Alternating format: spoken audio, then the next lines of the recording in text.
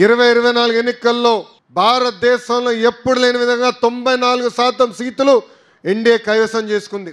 ఈరోజు మనం ఎక్కడికి వెళ్ళినా సెల్యూట్లు కొడుతున్నారు. దారి పొడుగునా పోలీసులు కంపడ్డారు. నాకు ఈరోజు ఎక్కడికి వెళ్ళినా సెల్యూట్లు కొడుతున్నారు బాగా. నేను మనసులో అనుకున్నా, పాదయాత్రలో ఎవడు కంపడలేదు ఏంట్రా బా అని.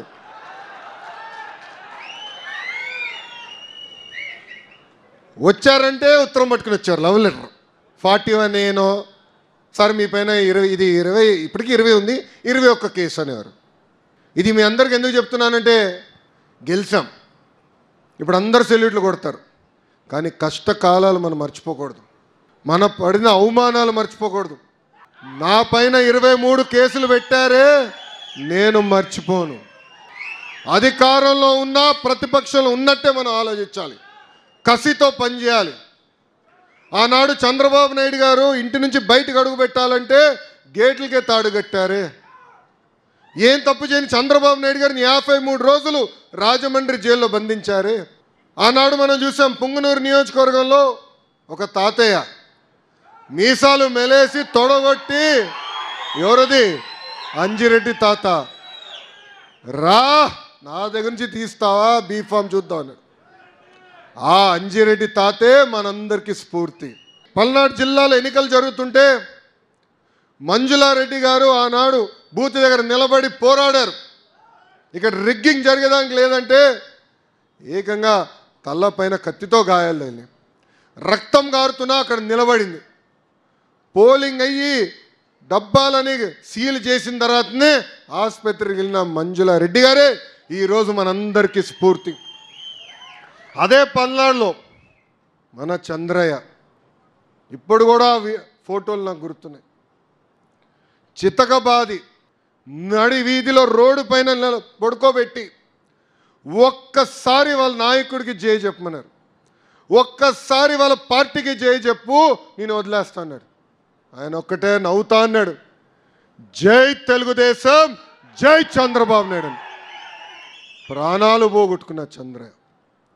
మీ అందరిపైన కూడా కేసులు పెట్టారు, అడుగడుగున అవమానించారు, బయటికి వస్తే ఇబ్బంది పెట్టారు. కానీ మంది పసుపు జెండా, ఎవరు మన అండర్ ఎస్టిమేట్ చేయలేరు. అది ఆ పసుపు జెండానే కాదు, మన రక్తంలోనే పారుతుంది. అందుకే ఆ మొదటి రోజు నుంచి అన్నాం, అయ్యా జగన్ తగ్గేదే లేదని. అడుగడుగున పోరాడం, యువగలం పాదయాత్రలో మీరు అందరూ చూశారు.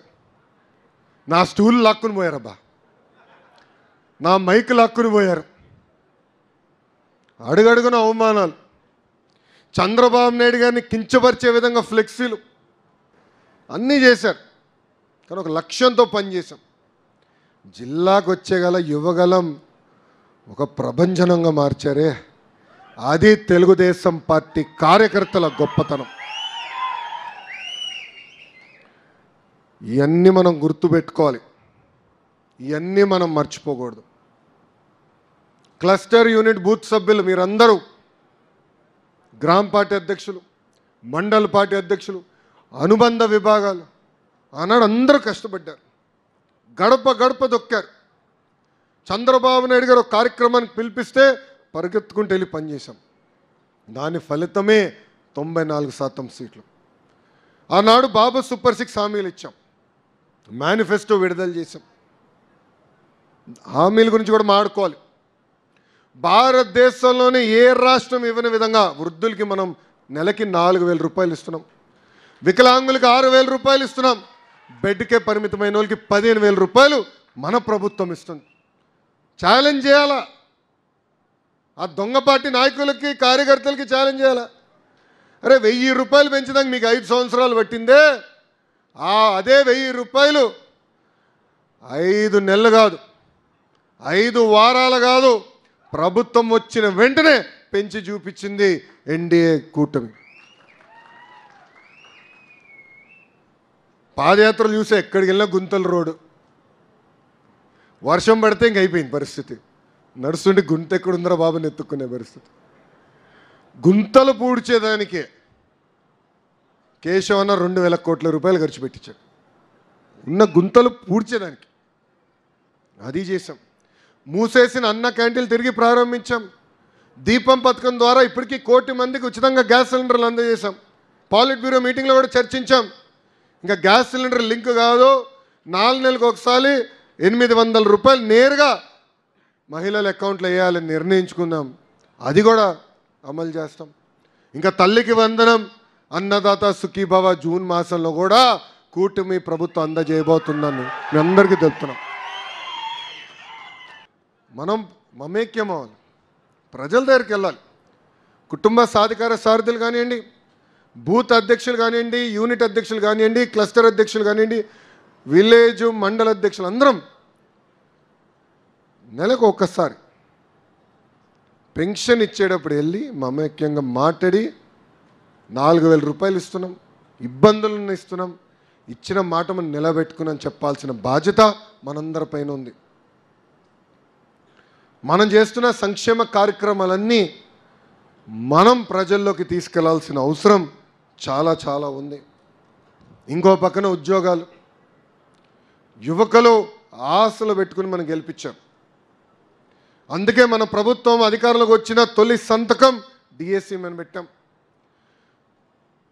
గడిచిన 40 సంవత్సరాలు 80% టీచర్ పోస్టులు మన ప్రభుత్వమే భర్తీ చేసింది. ఈరోజు మెగా డిఎస్సి పెట్టాం. 16,347 పోస్టులకి డిఎస్సి ఏర్పాటు చేస్తున్నాం. జూన్ మాసం నుంచి ఎగ్జామ్స్ మొదలవుతున్నాయి. దాంట్లో కూడా కొత్త కాంట్రవర్సీ పెడుతున్నారు కొంతమంది. వైకాపాలకు పనిపాటు లేదు, సుప్రీంకోర్టు వరకు వెళ్ళారు ఈరోజు డిఎస్సి ఆపేదానికి. దేవుడి దేవలు ఆగదనుకుంటున్నాం, ఎందుకంటే బలమైన నోటిఫికేషన్ మనం ఇచ్చాం. టైం పెంచాలంటున్నారు. అరే సిలబస్ నేను పోయిన డిసెంబర్లో ఇచ్చా. పాపం జగన్మోహన్ రెడ్డి గారు సిలబస్ అంటే ఏంటో తెలియదులే. 7 నెలలు సమయం మనం ఇచ్చాం. పద్ధతి ప్రకారం డిఎస్సి ఇస్తున్నాం, జాబ్ నోటిఫికేషన్ ఇస్తాం. పెద్దలు అన్నట్టు పెద్ద ఎత్తున పెట్టుబడులు, పరిశ్రమలు తీసుకొస్తున్నాం. ఈరోజు సోలార్ విండ్ కంపెనీలు వస్తే మనకేంటి అనుకోవచ్చు, టెక్నీషియన్లు కావాలి, మెయింటెనెన్స్ చేయాలి, పిల్లలకి స్కిల్ అప్గ్రేడేషన్ చేయించాల్సిన బాధ్యత నా పైన ఉంది. రేపు యజమానం కూడా చెప్తా, ఓనర్లకు చెప్తా, కంపల్సరీ లోకల్స్కే మీరు ఉద్యోగం 100% ఇవ్వాలని. కంపెనీలు ఎందుకు తెస్తామండి? మన పిల్లలకు ఉద్యోగాలు కల్పించడానికి, పెట్టుబడులు తీసుకొచ్చాం, ప్రయత్నిస్తున్నాం.